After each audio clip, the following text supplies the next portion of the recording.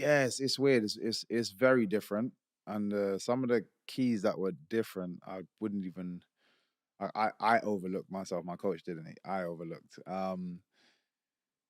For example, even just the shape of the ring Ring. itself, it made a difference. And my coach was bugging me that whole week. Have you gone in and tested out the ring? And I'm like, oh no, I'll do it though. I'll do it though. And even like seriously, the whole time I was just like, I don't know why he's stressing about canvas. Like it's not a big deal. It was a big deal. It made a big difference, even just to have the awareness and understanding of the directions that I should be cutting in and da da da da. Um, which is I think one of my it was a flaw because that's how I ended up getting caught as well because I didn't break properly.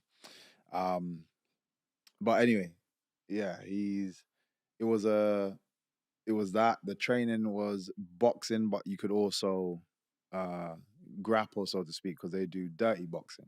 Right. So they allow you to clinch and throw punches while you're Wow. clinching, Okay. which for us is okay because we're MMA fighters. But the guy I'm fighting is also a previous MMA fighter, so he's gonna have that kind of knowledge and understanding as well. Whereas if I was fighting a more like a boxing guy, it would have suited me better. So we had to do a little bit more like clinch work, which is great to do. And then obviously the difficult thing is you can't spar bare knuckle. There's too much cuts and Yeah. whatnot. So the most you can do is spar in MMA gloves, which again we're used to. But the impact of a knuckle to a glove, no matter how thin, is very different. Apologies, I'm just turn that off in a sec. But it's very very different. So just everything is damaging. The smallest of shots, there's shots that guys can normally walk through. You know, you Hmm. take a jab and you can just ride through it, and Yeah. you take this jab, you swell. You take this, it grazes you, it Yeah. cuts it. It's way more damaging. Wow. So these are the differences. Is it more painful? It's it, it's more painful after, I'd say, but again, it's and I use this example because people are like, oh, you're not going to be used to it. But my example was in MMA, the only real difference is the hands. I still get to kick people Hmm. and elbow people, and like you still do feel bone on bone at certain times. So there's no real difference really. And again, I don't really feel any of those things until after the fight. Like there's been many a times after a fight, I'm like, what the hell? Why's my leg hurting? And I'm limping down the road, and it's because there was one or two kicks that caught you during the fight. Yeah. That in the fight, it doesn't mean anything. Yeah. The adrenaline's too high. Mm. That none of that means anything. But straight after, you're like, yeah, I remember. Yeah. So like, yeah. So again, same thing in the bare knuckle. Hit my face was a balloon afterwards. My hands were swollen, like both hands. But I feel like I recover like Wolverine sometimes because literally the following weekend was carnival, and I Yeah. was You. no one could tell. Like I was just everything was back to normal, and I don't cut my. I guess I got thick skin. I don't cut easy at all, so that I had no cuts or anything. Wow. Uh, I felt so bad looking at you yeah, when I saw you and your eye and everything, and because I know you, uh, I like when I watch the footage, it for me. I don't know if it's, I don't know where it comes from, but it just I look at you and I'm like, I know him. I don't want him to get yeah, hurt. And is he okay? You know what I mean? yeah. It makes a difference when you know someone. Yeah. Because I say like I'd walk into a war all day, but when you know someone is walking in, you like changes your belly's like running and like Yeah. yeah. So it's very very different. Something very interesting happened in that fight. They called it a draw. Hmm. And then they said, in this case, we got one more round. And it's like, what the? How do you prepare for that? To be fair, we already know the rules ahead of time. I'm just not expecting it to go to a draw. And to be fair, I don't believe it was a draw at all. They didn't class one of my knockdowns either, so it shouldn't have been a draw. Obviously he got a knockdown. They didn't class one of my knockdowns, and then they said it was a draw. So technically, I'd won that fight. If they actually classed the knockdown, and then even the extra round, I was looking at it. I keep going back and I'm scoring it, and I'm like, I don't know how they gave it to him.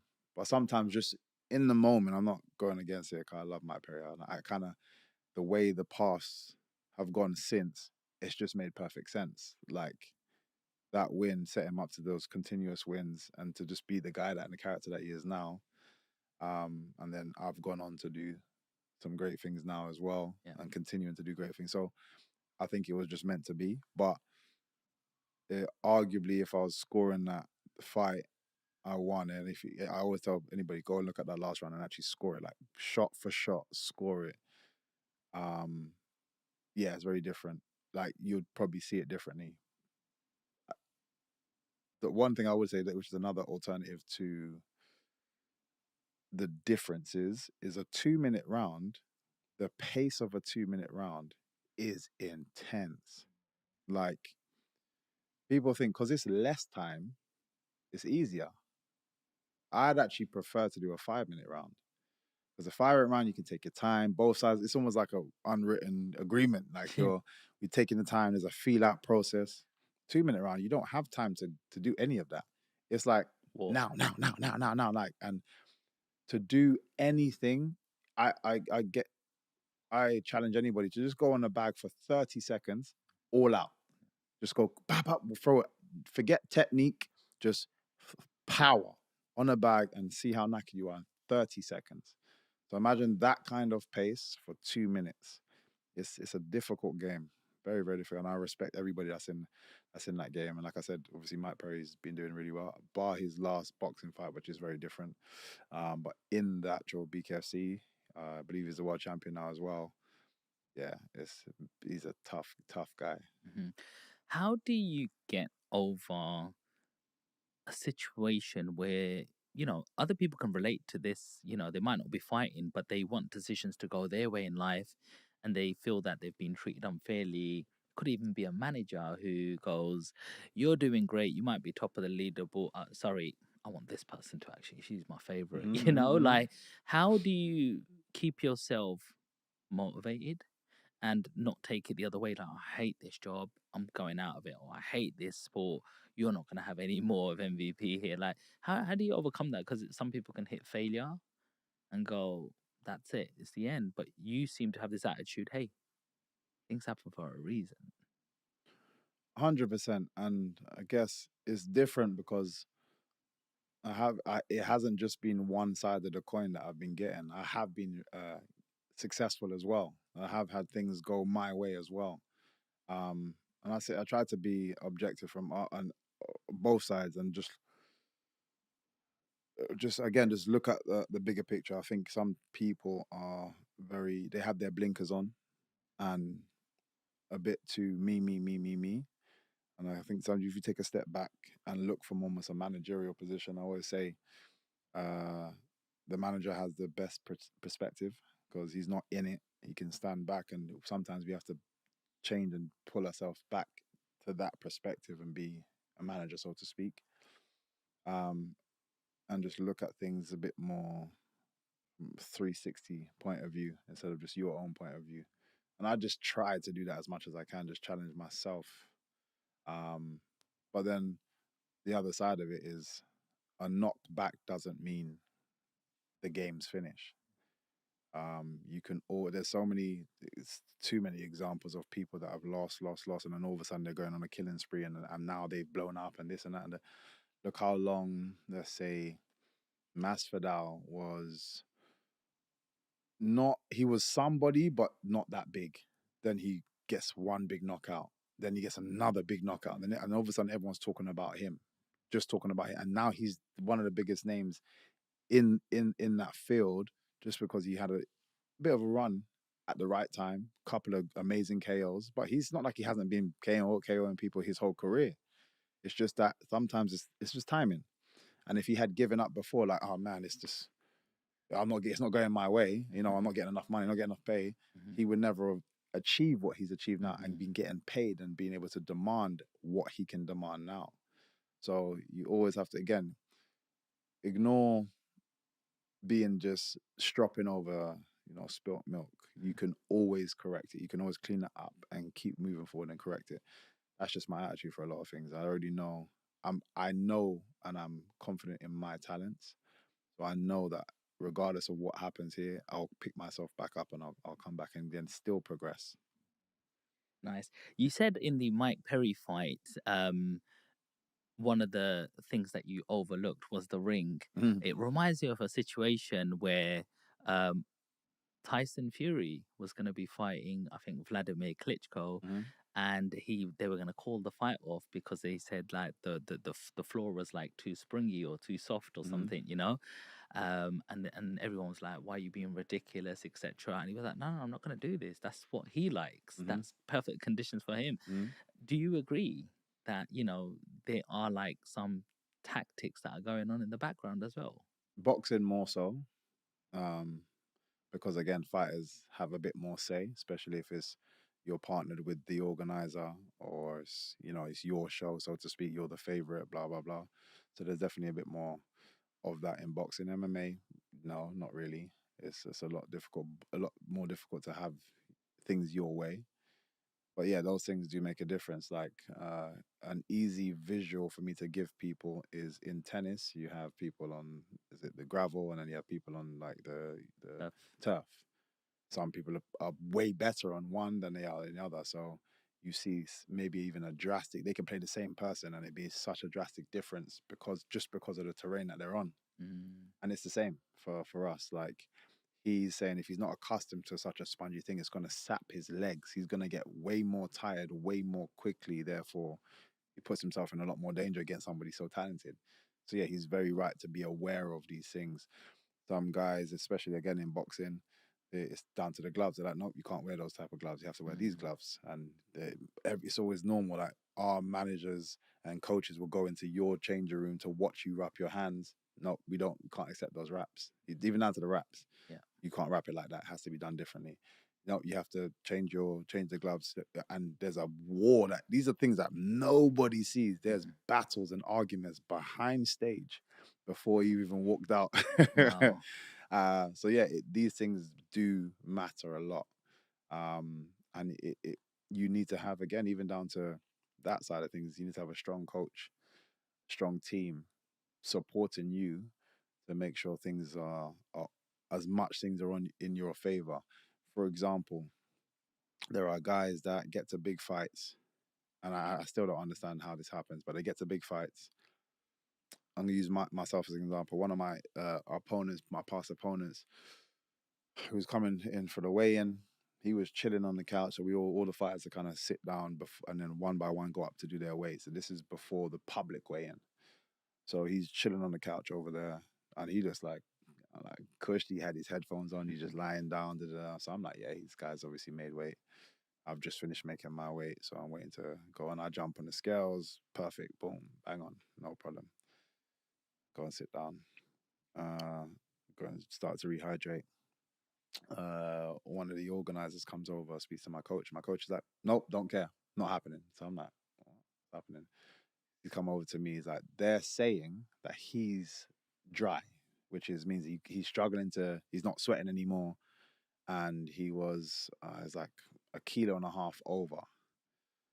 Now, we can, he's obviously, like I said, the fact that I've walked in and he's just chilling and not trying to even continue making weight says that he's like, just gonna go to, I'm gonna, because you get a 20% pay cut that goes to your opponent. So he's like, I'll accept the pay cut, is what he's going through, because the win means more sometimes. Mm, And that weight advantage makes a difference, because when we rehydrate now, remember, I've dropped down a little bit lower than you. When we rehydrate, you're that much bigger than me.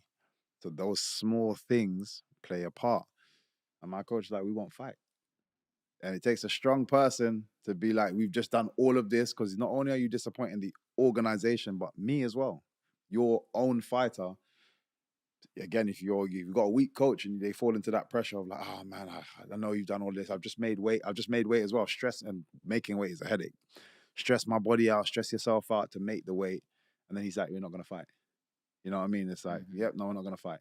And that's it. It's like, all that work that you put in, it's very difficult to say to somebody, especially when the opponent's there. It's like, no, I don't. As a fighter, it's like 2 kgs don't mean nothing. Yeah. I don't. 5 kgs don't mean like I just want to fight. Yeah. But you need people in your corner that's going to be like, we're not having that. And we made him make that weight. Wow. He sat there, watched him for 2 hours, stressing himself out that much more Yeah. before the fight. And he made the weight, of course. had to do it, and obviously he's gonna be that much more flat now. It's Yeah. actually U-turned on him. Yeah. Because I'm sure he's obviously accustomed to people just give it like, okay, no problem, I'll just take the fight. Yeah. And yeah, these small things are important. What was the outcome of that then? Oh yeah, I won the fight. Yeah. We I got won the win, fight. bro. I won the fight. So, but yeah, like I said, it's just there are some people like to play those kind of tactics. I never understand unless it's like a really last minute fight. I never understand when fighters. I find it just so unprofessional when a fighter can't make weight. I know how difficult it is to make weight, but if you've accepted the fight with you understand the time frame, it's your fault. Regardless of how Yeah. difficult it is, it's only your You've had to fault. go through it. You've had everyone goes through it. You're doing exactly the same thing as me, and what makes it even worse is in the build up to the fight, because we're getting close now. Let's say even the last week when everybody's now let's say we're in the States, where both fighters are in the States. There's at some point in that week, you know you're not gonna make the weight. Let's have a conversation. Tell your coach, come to my coach. Look, we're not gonna make the weight. You tell your fighter not to stress out. It doesn't matter because we're the ones fighting. So I didn't have to lose that much weight. I could have stayed 1.5 kilos up. We could have arranged because it's not for a belt. We could have arranged a catch weight. Yeah. And they do that a lot. And so, but you waited for me to make the weight. To then tell me. So again, it's like trying to keep those little advantages. And again, you have to have the right It feels team. like it's cheating, bro. Yeah, again, every little advantage helps. And if your team, are used to getting away with something, they're gonna try it again. Are there a certain type of fighters that try and do these tactics? It happens all the time. I can't name random people, but it happens. It happens all the time. Yeah. How much does drugs play in the sport of UFC? I know. There's VADA testing and stuff like that in boxing. I don't know what the rules are in UFC. Do you get testing done? I got drug tested 2 weeks ago. Put it this way, since I've joined the UFC, I've been drug tested 5 times.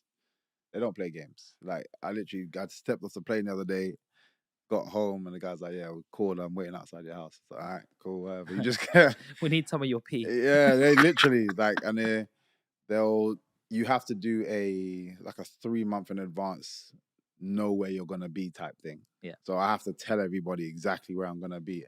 I don't know where I'm gonna be week to week, so that's difficult for me. But I try to do that generic. So as long as I haven't gone too far, they have a certain time frame that if they've called you, that you have to get over to them. So it's, God forbid I was to get called right now. It's like I got to go back across London to go but then he'd have to wait because it's like, yeah, I've stepped out. Things can happen, but they mark it all down. So it again, I'm sure there are ways to get around stuff because that's only human for people to think about. But it's very difficult. It's very difficult. So yeah, I don't see it's too much of a issue now. Back in the day, yeah, it was. Okay. So you've gone from Bellator to bare knuckle fighting, and then from there, did you have any more fights, or did you go straight into UFC? I had one more fight. So it was cool the way it kind of worked out because having that bare knuckle fight sent alarm bells across MMA because everyone's like, "Oh, he's a free agent." Right. Not realizing Bellator allowed me to do a fight. And I was still contracted to Bellator. Right. But it meant everybody showed their hand very quickly. So I had contacts from the UFC, contacts from the PFL, contacts from this. Like everyone was like, "Yo, what's going on? What's going on?" Like everyone's like, "Oh, is he free? Is he free? We want to talk to him. We want to talk to him." And it's like, "Oh, he's not, but we'll get back to you as soon as." It's like, well, now we know you're interested. Now you know you're curious, which was. It wasn't intentional. It just so happened to land that way, but it worked out really well for me. So I went back. I had one more fight after that, which again I damaged a guy. That in bare knuckle or that was in MMA back in Bellator. Okay. It lasted 26 seconds or 27 seconds, something like that. But again, and I don't know how I keep doing this, but it's not intentional, I swear. But I landed a kick on a guy, and it split his patella. His knee basically just again, I don't get it because I don't feel like I'm that tough. I'm a bit bony, but I don't feel like I'm that tough. You But ripped Cyborg's that's what I head mean. apart, Like, I bro. just feel like I'm bony or something because even like the kick on the guy's nose, I've never seen a guy's nose break like that. They're just things that have happened. Unfortunately, it hasn't been to myself, but there's things that has happened that, like injury wise, that's just been wild to me. Like I don't get. And I got it. Blessings to him. I stayed in touch with him as well, just to kind of see how he's getting on. He's not only has he made a full recovery, he's already had two. Like a year later, he's had two MMA fights back. He won his first one back, and I think he just lost his second one. But it was like decision. So like, but he's good. So it's good to see. How do you switch that emotion on and off? Because I know you're a very kind person, Mm. and you're a very humble person. But obviously, in that ring, you've got to be, it's you or me, Yeah. and it's not going to be me. And when you inflict that sort of pain and that sort of damage, how do you not sort of feel guilty about it? And you just said, just had to do what I do. And with that emotion, or do you feel that emotion? During, it's very difficult to be on both sides and be vicious and emotional. You have to pick a lane. It's very difficult. Otherwise, every time I land a punch, I'll be like, "Sorry, Yeah. are you okay?" Like, you couldn't do both at the same time. So, yeah, you have to pick a lane. And I think everybody, regardless of who they are outside, everybody has a fight persona. My fight persona is MVP. MVP is a very selfish person and is going in there for the kill. Michael Page on the other side, like, very different person. Both sides have aspects of each other. It's like a um just what's the word I'm looking for? Like alter ego that is just coming out. And I always try to draw people down to people, like obviously a lot of people, especially in this country, into football. So if you watch football, I use like Wayne Rooney as an example, or even Paul Scholes. I'm a Man United supporter, so Paul Scholes is. Let me use Paul Scholes because everybody talks about how vicious this man was. Running, he's trying to take off your legs. Patrice Evra tells a story about him doing that during training. Like, you could injure me, which affects the whole team, and he doesn't care. Once he gets into this mode, he's an animal. Try to interview that guy afterwards. Like, yeah, oh yeah. He so nervous. Where is that animal gone? So, like I said, everybody has that persona held within them. Some people have, like for example, if I go back to myself, MVP can spread into your everyday life. Sometimes because depending on how you grown, but because you get so much attention and that feels more exciting. Being that guy feels more exciting than being your normal self. So you're like, okay, you spread into your everyday, and then we start to realize people are like, no, I don't like this guy, and so on and so forth. I've been fortunate to have just the people around me, the upbringing, and I'd definitely say martial arts is a big key for me.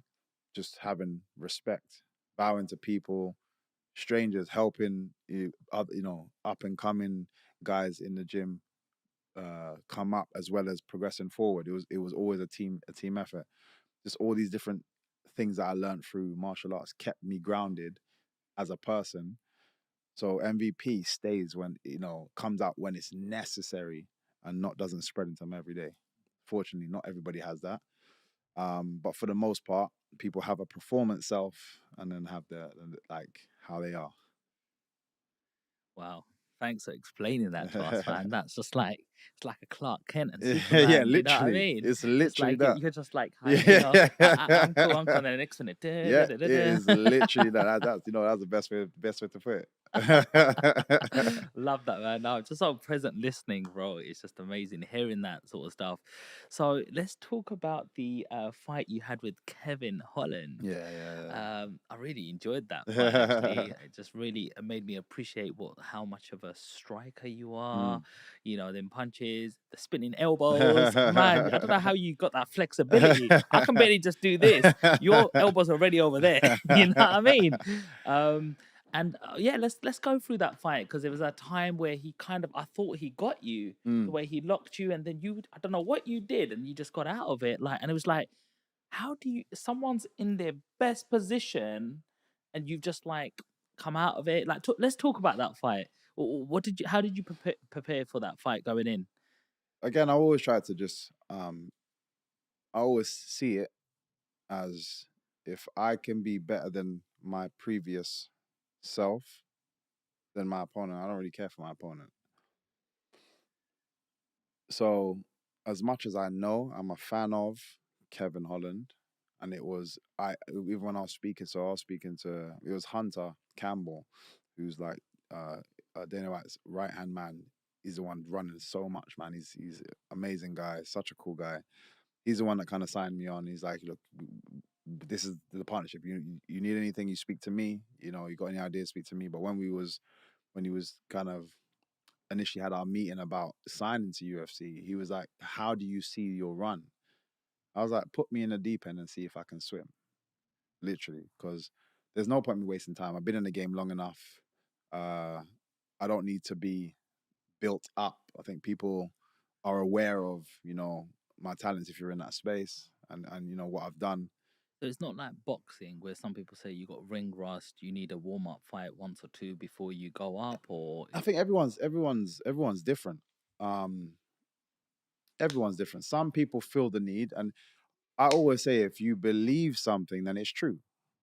So if, as a fighter, I believe ring rust is a thing, then it's true. Me as a fighter, I don't believe in ring rust. Right. So if I'm out for 2 years, when I come back, when you see me on the show, I've done the training that's necessary. Ring rust doesn't mean anything to me. So that's my belief. So that's the thing. So I literally like, throw me in the deep end.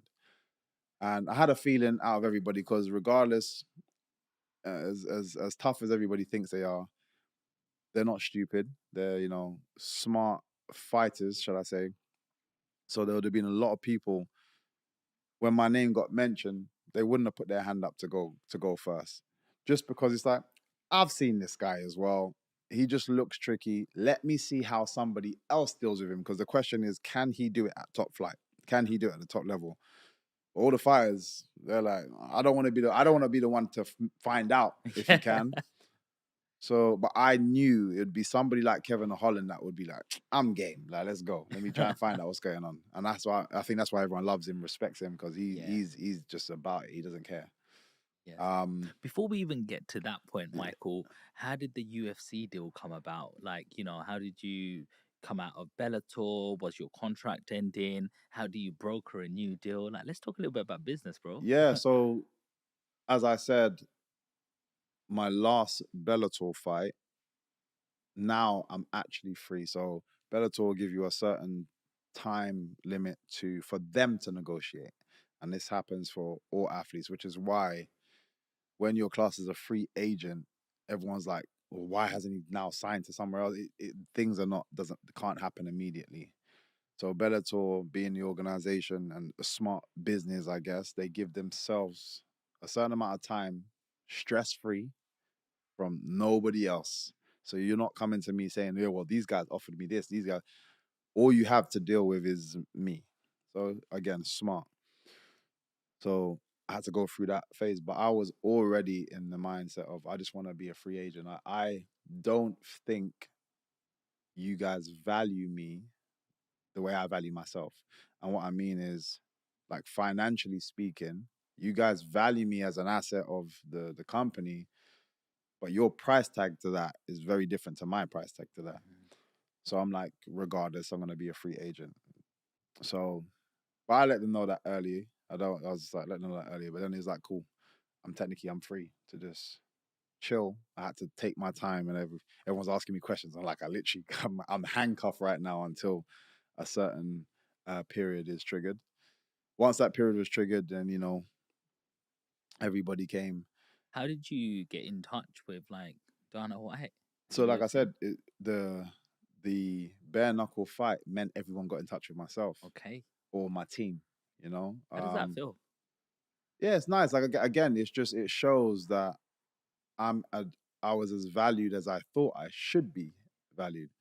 So then when things was happening, my coach was laughing, just like, 'cause that just worked out so perfectly, unintentionally.